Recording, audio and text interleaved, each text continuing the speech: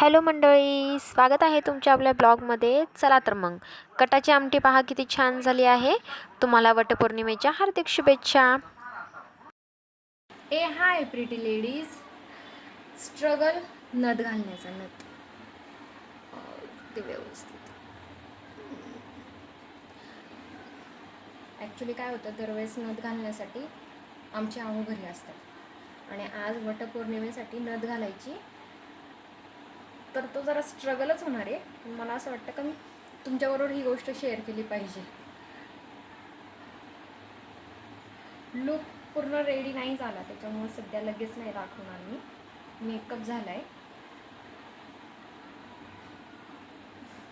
Struggle आजचा नाही आहे, खरं सांगते.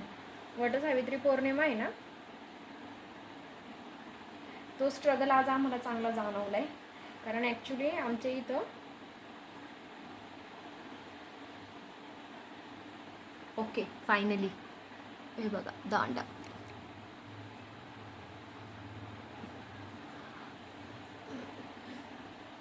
तेवढं ऑब्झर्व का नाही होते मला काही कळत नाही आहे, पण फायनली झालं. आता मला मेकअप झाला आहे, माझा हेअरस्टाईल करायची. मी सिम्पल एलिगंट लुक केलेला आहे आणि जी माझी छोटी नथ आहे ती मी त्याच्यामध्ये ठेवते. स्ट्रगल म्हणजे तुम्हाला काय सांगू, आज सकाळपासून पाणी नाही आलं. तनिषचा टिफिन रेडी करून तनिषला स्कूलमध्ये पाठवले.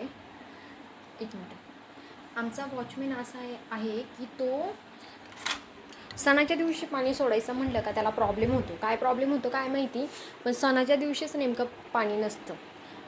ठीक आहे, मी तुमच्याबरोबर सगळं शेअर करणार आहे.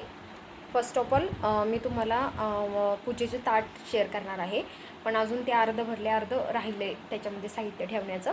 तर माझा लुक असा आहे, पण मला हेअरस्टाईल करायची आहे. जेव्हा फायनल लुक होईल तेव्हा मी तुमच्याबरोबर नक्की शेअर करेन. आणि थँक्यू, एक जे सबस्क्रायबर आहे ते परत आपल्याबरोबर जॉईन झाले आहे. ॲक्च्युली 40 होते, 39 झाले आणि आज परत रात्री एक व्हिडिओ टाकले तर एवढे झाले. ओके, नेक्स्ट पसारा इग्नोर. पूर्ण लुक दाखवायचा आहे, पण सध्या मेकअप नंतर असं झालं आहे. सिम्पल एलिगेंट विथ नथ. बांगड्या चेंज करायच्या राहिल्या. फायनली एका हातात घड्याळ, एका हातात बांगड्या आणि असा पूर्ण लुक पसारा इग्नोर करा. हा पूर्ण लुक.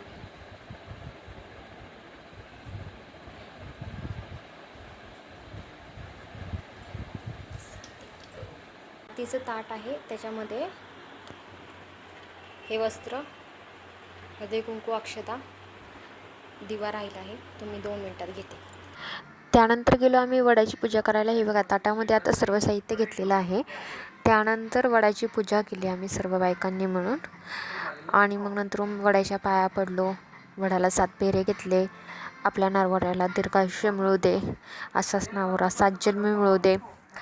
आणि तुम्हाला माहितीच आहे का वडाची पूजा करताना मग बायांचे काय हास्य वगैरे होतं. त्या ठिकाणी एकमेकींना हळदी कुंकू लावलं, प्रसाद दिला आणि छानशी वडाची पूजा निवांत केली.